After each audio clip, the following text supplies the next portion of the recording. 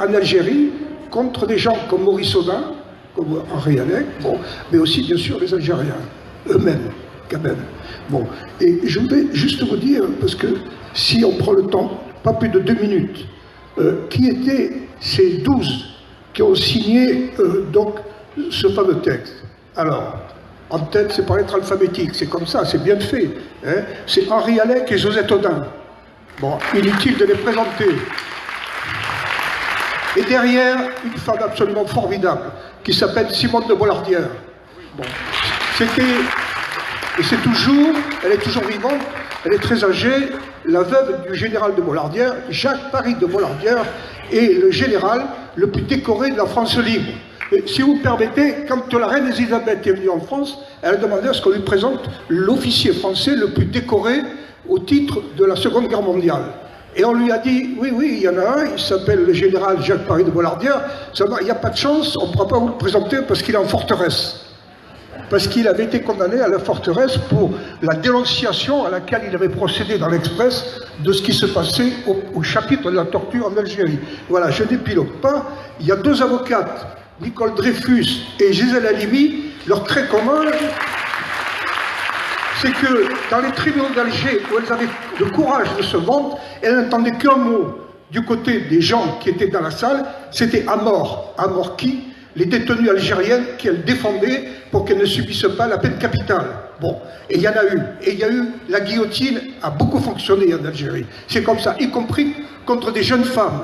Voilà. Ensuite, il y a un garçon qui est quand même un type étonnant. C'est Noël Favolière. Noël Favolière, Vidal-Naquet, quand on a discuté de cet appel, il m'a dit, il y en a un, je veux qu'il y soit.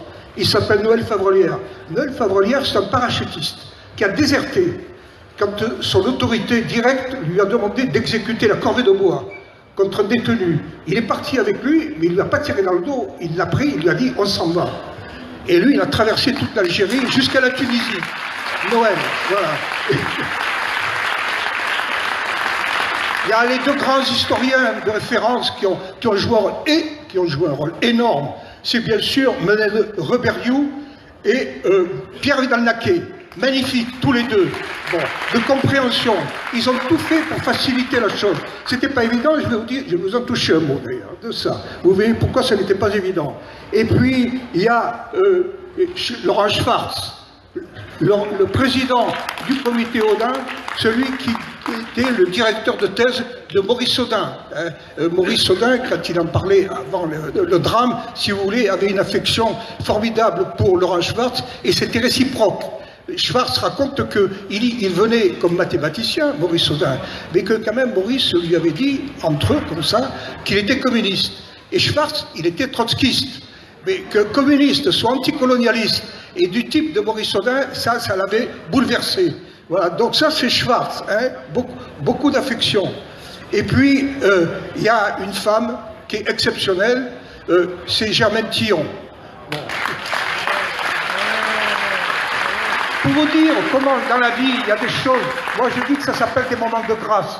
Bon, à un moment donné, Henri Alleg et Germaine Tillon, c'était pas tout à fait la même position. Parce que c'est l'histoire de la guerre froide. Elle a été terrible, cette guerre froide. Une grande humaniste comme Germaine Tillon et un grand communiste comme Henri Alleg se trouvaient opposés. Et vraiment opposés, hein, ça je peux en témoigner. Et là, ils ont accepté de signer ensemble. Il y a un truc, c'est que Germaine Tillon m'a dit « Je ne veux pas qu'on rouvre les blessures de la guerre. Parce qu'il y en a eu beaucoup, il ne faut pas les rouvrir. » Bon, je lui ai dit « D'accord, mais enfin, il faut quand même dire un peu le caractère de cette guerre. » Et Henri Alleg m'a dit « Mais il faut quand même inscrire, c'est dans le texte, hein, que la torture est fille de la colonisation et de la guerre. » Germaine Tillon m'a dit « Vous croyez qu'il faut mettre ça ?» Parce que ce n'était pas une anticolonialiste, Germaine Tillon, c'était Ravensbrück, c'était les gens qui sont martyrisés et qu'il faut sauver. Et ils sont arrivés ils ont été d'ailleurs, pas si loin que ça, au stand des Amis de l'Humanité, un soir, ils se sont retrouvés ensemble, Alleg et Germaine Tillon. Voilà, je m'arrête parce que sinon je vais faire une prêche là, mais pour vous dire que quand même ces personnalités, à cause de l'objet, du sujet et surtout de l'avenir, tous avaient cette idée. Il fallait travailler pour les générations à venir. Et il fallait leur dire tranquillement, sereinement, calmement, qu'il faut que cette chose n'existe plus. Et que donc, il faut qu'au plus haut sommet de l'État, elle soit fermement condamnée, définitivement condamnée. C'est arrivé hier, j'en suis extrêmement réjoui. Voilà, je ne vous en dis pas plus. Merci beaucoup, Charles.